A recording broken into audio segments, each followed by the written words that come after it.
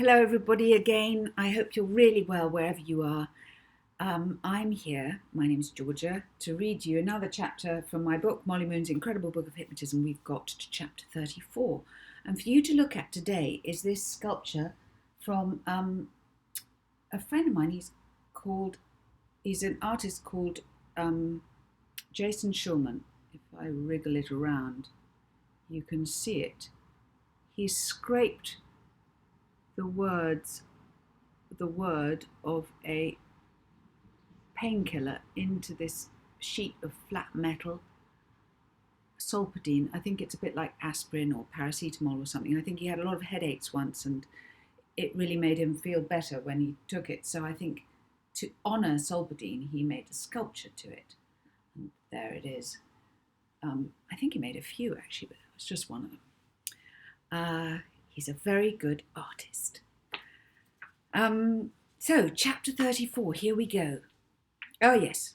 Why this is good for chapter 34 is that in this chapter, the medicine, the hypnotic medicine that Molly and Rocky have given Mr. Nockman is starting to work. You will see. Chapter 34. The Rolls-Royce left the island of Manhattan through the Queens Midtown Tunnel and rolled on down the highway towards the JFK airport. Once there, Nockman parked alongside the international departures entrance and a porter came to help. He and Nockman loaded Molly's 12 suitcases onto the airport cart, whilst Petula hopped into her travelling basket and Rocky went inside to pick up their tickets. The porter drove the cart inside and everyone followed him to the check-in desk.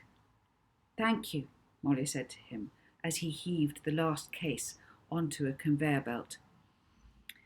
"And if it's not too much bother, could you keep the car?" She put the Rolls-Royce keys in the tired man's hand. "Keep? You mean garage it?" "It's a present," said Molly. The man's mouth dropped open. "You're kidding!" "These are its papers."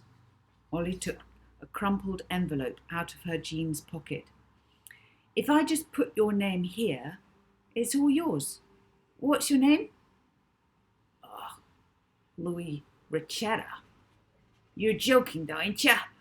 Hey, am I on some kind of game show?" The man looked about for a hidden camera. "Nope," said Molly, trying to get her biro to work. "There you go, Mr. Ricetta. Take it easy now." Mr. Ricetta was too stunned to say anything, but "That's a pleasure," said Molly, smiling. "Goodbye." She'd always wanted to give someone a jackpot surprise like that.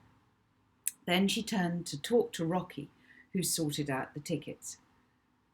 50 minutes later, Molly was hypnotising airport staff once more to get Petula unnoticed, past the passport officers and past all the X-ray machines. Molly and Rocky went shopping in the duty-free lounge. They had to visit a bathroom shop, a sweet shop, an electronics shop and a toy shop. After a mammoth spree, their plane was ready to board, so staggering with all the weight of their purchases and carrying Petula's basket, they made their way to Gate 20, where they had arranged to meet Nockman. Nockman, like a good servant, was making his way to the gate as instructed. He felt quite peculiar. He knew who he was and exactly what his life had been so far. However, he didn't know how he'd come to be servant to Mr. Catbasket and Mistress Hairdryer, nor did he know exactly why he liked them so much. He still hated other people. At Gate 20, where everyone was queuing to get on the plane, he presented his passport and ticket to the air hostess. "Good evening," she said politely. Nockman was halfway through an insincere smile when his mind suddenly filled with memories of a teenage girl he'd once known who looked like the air hostess.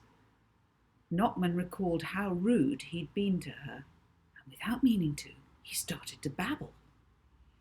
"You are fat and ugly just like her," he found himself saying. "Yes, indeed, it is very true. You look like a constipated frog, and this is what I always tell her too, and I always blow the blubber face noise." At this point, Notman found his mouth suddenly filling with air, and before he could stop it, a very loud, bubbly raspberry blew its way out of his mouth.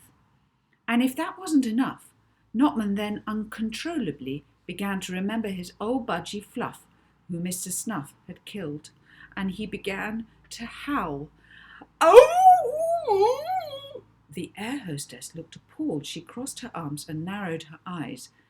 "Sir, we have a policy against rude passengers. If you are rude to staff or other passengers, you will be barred from flying." Notman was amazed at himself. He couldn't understand how that had happened. He wasn't drunk. Maybe he was ill. And all those nasty memories gave him the creeps. "I am so sorry. Please accept my apologies. It was a joke." "Strange sense of humour," said the air hostess, but uncrossing her arms, she let him through.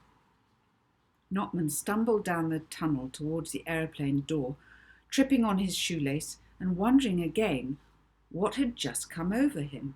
As he lumbered along, he considered how strange that encounter had been and how out of control he'd felt. He'd felt like he was a machine, but that someone else had the remote controls. Notman shuddered again as he thought of his poor budgie, and he wrinkled his nose as he recollected the teenage girl he'd taunted so meanly. He couldn't understand why all these memories had just spewed up in his head. He didn't like it. Then he thought of his new employers, and he hurried on. Hello, Miss Hairdryer and Mr. Cat Basket. I am back." "Oh, hello," said Molly.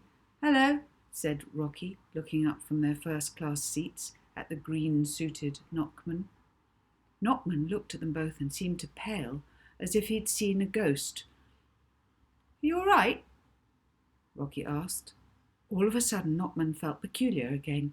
This time he found himself diving down on the plane's gangway floor, rolling over onto his back and waving his legs and arms about in the air.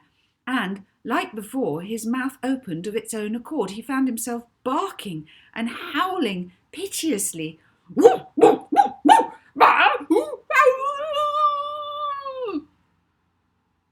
He howled as again he thought of his poor, dead budgie. Other people on the plane looked very concerned, and an air hostess came up to see what the problem was. "You can stop now," said Molly authoritatively. Then she beamed her eyes at the air hostess. "It's all right. He just needs his medicine. Don't worry about it, please." And the air hostess walked away. Notman got up, all out of breath. That had been a fit. He must be sick. And again, out of the blue, he'd been crying about his pet budgie and how horrid Mr. Snuff had been. And now as he sat down, another feeling made his eyes water. He felt pity for a dog he had once been unkind to, a dog not dissimilar to Mistress Hairdryer's. Notman saw that he was no better than Mr. Snuff. As he did his belt up, he wondered how he could have been so blind. As a boy, he hadn't been blind. He'd known how much his budgie had suffered, and yet, as an adult, he'd been cruel to a dog. He'd cried for his budgie. For nights he'd cried. But he'd left this dog alone, cold and hungry, in a dark, dirty room. The S for Simon, he thought, should stand for Snuff. Snuffed Notman.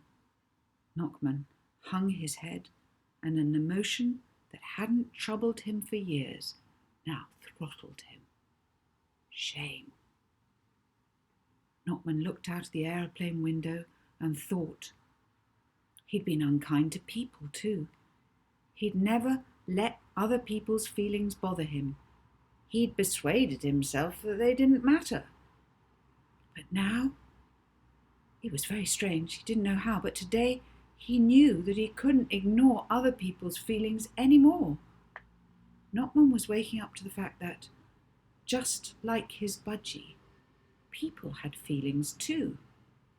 More memories of horrid things he'd done began to fill his mind.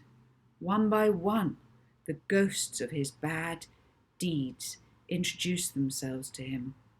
And the more they came, the more sick with himself Notman felt. As the plane took off, he felt heavy in a way that was entirely new to him. His spirit was lagging behind him, low and sad and drenched with guilt. That is the end of chapter 34. Chapter 34. Not many more chapters to go. I hope you enjoyed that. I hope you enjoyed looking at this. And if you're planning on doing any hypnotising today, be kind and happy hypnotising. Bye.